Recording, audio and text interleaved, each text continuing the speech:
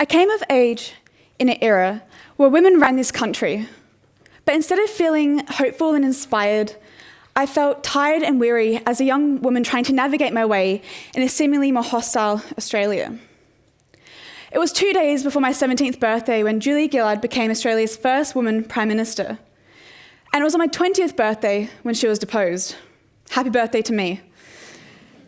Seeing a woman finally become Prime Minister brought hope to many that our country was finally changing, that women were able to be in leadership positions and break the highest glass ceiling. Yet, she experienced a lot of sexism and misogyny from those within her own party, as well as the opposition, the media, and society. And this kind of sexism really tarred how we saw Gillard in her prime ministerial role, in the sense that it showed us how women, even the most privileged women in this country, can still face the wrath of sexism and gender double standards. So I remember thinking to myself at the time, if this is how we treat the most privileged women in this country, then what does that mean for the rest of us? So despite feeling disillusioned, I entered my 20s motivated to further understand this phenomenon. And so I started a PhD to see if women prime ministers from other countries also experienced this kind of gendered coverage.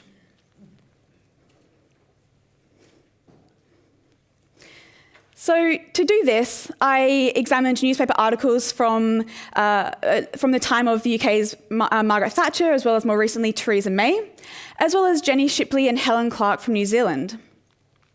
I examined every single newspaper article written on these leaders in the first 3 weeks of their prime ministerial term. I looked at a range of newspapers across the board, from the progressive press to the conservative press, from tabloids to broadsheets. In the end, I examined 1,039 newspaper articles, though I mentioned that the coverage of Gillard made up nearly half of this alone. So I analysed the articles through a quantitative analysis or a content analysis, examining how many times certain words, phrases and themes are used, as well as a qualitative analysis or a discourse analysis to examine the covert and overt messages and how they're communicated by these newspapers. I even looked at the visual elements, examining photographs and political cartoons. So I'm finally at the end of my PhD journey. I just submitted on Thursday, and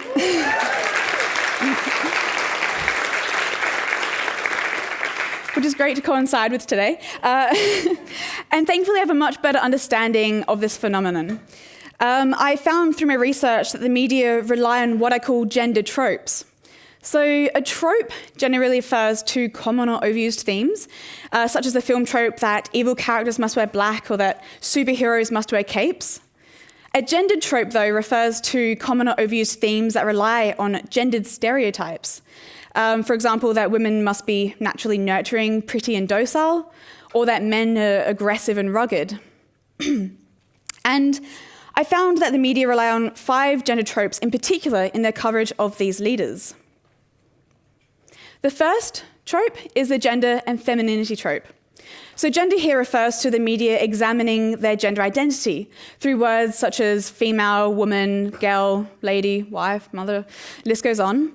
And this is quite evident through statements such as woman prime minister, female leader, even Iron Lady. And when I examined the newspaper articles, this came up in roughly 40% of articles for all these leaders, ranging from 36% in the coverage of Julia Gillard to 50% in the coverage of Theresa May. But the media also emphasised their femininity. And femininity refers to those traits that we stereotypically associate with women, that we must be, warm, nurturing, compassionate, empathetic, and docile. And this happened in roughly half of the articles that I examined. So this is every single newspaper article, and it came up in almost half, from 34% in the coverage of Margaret Thatcher to nearly 60% in the coverage of Helen Clark. But what does this actually look like? Well, they were portrayed as housewives and headmistresses who should be, staying home to look after their children, to keep the children in line, rather than, running a government. Or as housekeepers who were seen to clean up the mess that their male counterparts had made, evident through statements such as sweeping up Parliament, spring cleaning government, or sweeping away corruption. This kind of coverage really emphasises their gender and can trivialise them in their role as leader, because it essentially portrays them as women first and politicians second.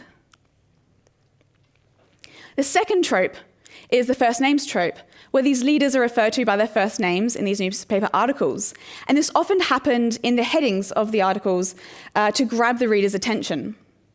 Despite there being examples of male leaders also being referred to by their first names, like Kevin Rudd or Kevin07 in Australia, or even Boris Johnson in the UK, these narratives are largely started by these men themselves, and it just isn't as frequent for them as it is for women prime ministers.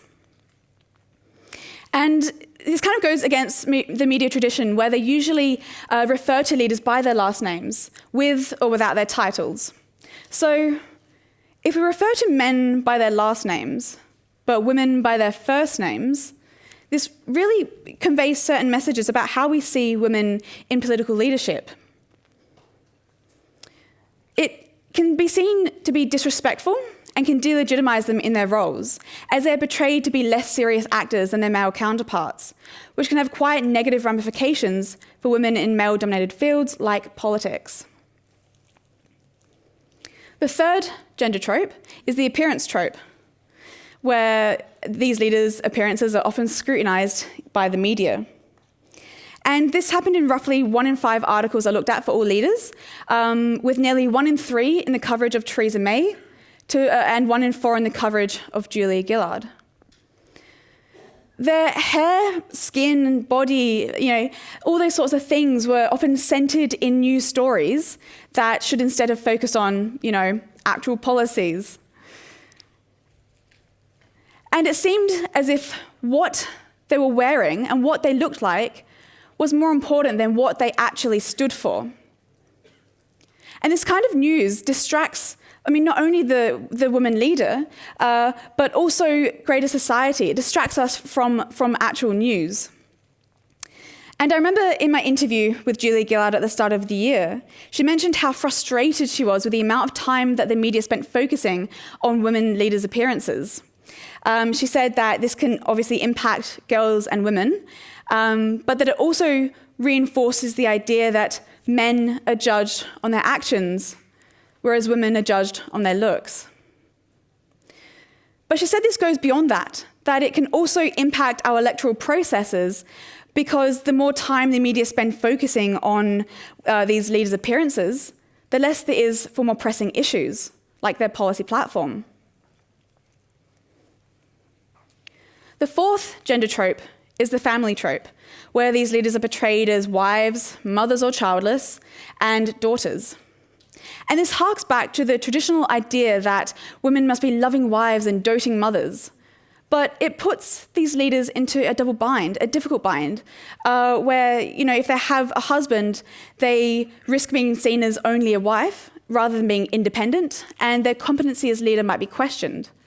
But if they don't have a husband, if they are unmarried, like was the case for Julia Gillard, they are seen to be going against societal norms built around the nuclear family. They are seen as unrelatable to the general public, and even their sexuality might be questioned. They're also judged on whether they had kids or not. So if they had children, they were seen as selfish and were questioned about why they weren't staying home to look after their family. But if they didn't have children, then they were again going against these norms and were seen as unrelatable to the electorate and therefore unsuitable for office. In my interview with Julia Gillard, she mentioned how this was part and parcel for the double standards put on women in politics, saying that men are never asked the question about, who's staying home to look after their children. So why should this question be asked of women?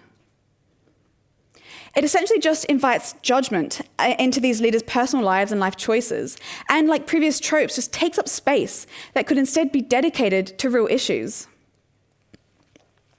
The fifth and last trope is the Thatcher trope, where these leaders are compared to the UK's first woman Prime Minister, Margaret Thatcher, unless they are, actually Thatcher herself.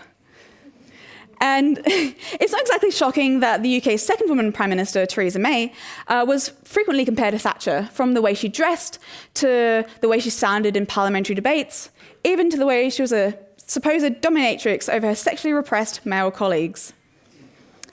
Lovely quote. This is my research. But even women from other sides of politics were compared to her. Like Julia Gillard, a leader from the left, was often called a Red Maggie or an Iron Lady, which is quite a contrast from Thatcher's socially and economically conservative politics. So such comparisons imply two things. First, that politics don't really matter when comparing these leaders. And second, that women are viewed as a homogenous group, where the only thing they need to have in common is their gender, and then bam, they'll be compared to Thatcher. So despite there being more women entering politics, particularly leadership positions, in recent years, the media still portray them in this gendered way. And this can have negative ramifications, obviously, for those women in politics, but also greater society. First, these women in politics, it means that they constantly have to think about how their gender, personal life, or appearance are going to be portrayed by the media, meaning they might engage in self-limiting behaviour to not be seen as too angry or too emotional, too fashionable or not fashionable enough. And they might be seen to be less sincere by the public, and they might find it harder to click with the electorate. Second, these messages are being absorbed by younger women, such as myself, who might be even further dissuaded from entering politics, or who might find it hard to navigate their way through a society that treats women in such a hostile manner. And third, it just takes up space. Space that should instead be dedicated to real news, where journalists should hold politicians to account, not for what they wear, or for whether they do or don't have children, but for their policies and their plans. It also just impacts our electoral processes, the electoral process and our democratic process as well, because the more time the media spend on this, the less information we are getting. Instead, the media should inform us rather than focus on these issues. So this needs to change. But how do we change this? Well, we need to critically analyse the media, critically engage with them and their messages, especially those that they're sending out about women and women in leadership positions. And my gender tropes framework would be quite useful for this because it clearly demonstrates what this gendered coverage actually looks like. So the next time you see the media report on women in politics, think about the kind of messages that they're sending, and think about what this might look like if they were instead talking about a man rather than a woman. We also need to hold the media to account each and every time that they do this. And it's happening since Gillard. With Berejiklian, with Palaszczuk, it's happening all the time. And my gender tropes framework will be useful as well because it shows the media what not to do when they report on women in politics. But we need to hold the media to account. We need to critically engage with them. So take to social media and start discussions about the gender double standards put on women in politics and women in leadership positions. And don't forget to hold the media to account. So through this, we can hopefully start to challenge media norms and change how women in politics are treated and talked about. So imagine a society where women are viewed as competent, capable, and legitimate. A society where our gender, personal life, and appearances don't matter and they're not the focal point. I know I'd rather live in a society where girls and young women can read the media and instead of feeling tired and weary like I once did, can feel hopeful and inspired. Thank you.